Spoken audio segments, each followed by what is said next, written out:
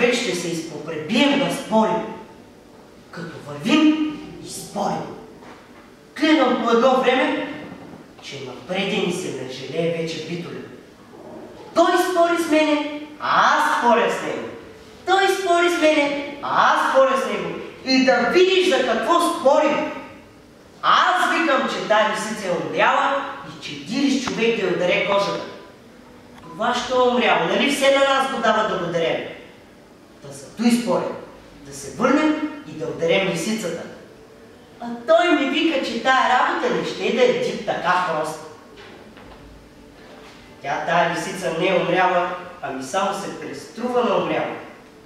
Че ние го това знаем, откакто сме се родили. Ти искай от нас да знаем как лисицата се преструва. Нали Рамчо ни е разправил? Рамчо веднъж беше събрал цяла каруца с потлиите пси за калайдисване. Калайдисва той, циганката му помага, децата те му помагат и като калайдисаха, натовариха каруцата да откара той бакъра в селото. И като вървял, гледа на средата на пътя една умряла лисица. Късмет на циганката! Ще си топли кокалите в лисичи кожух, рекал Рамчо и хвърлил лисицата при бакъра. И като вървял, стигнал на сърце му и почнал да вика: айде, народе, да си получиш бакъро!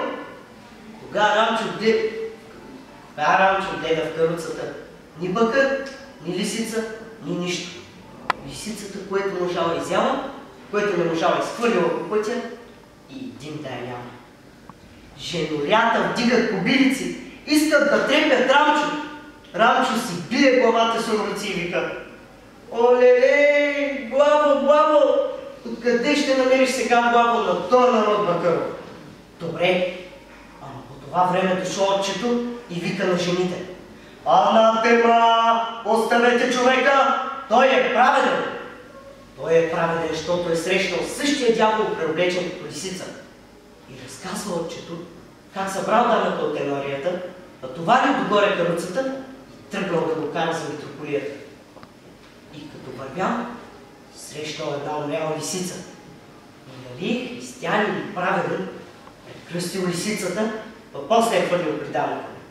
И като стига митрополията, отиват с дядо Владика да видят дамата и лисицата. Кога гледат в каруцата ни дамък, ни лисица, ни нищо. Лисицата е изяла дамъка и отпейка.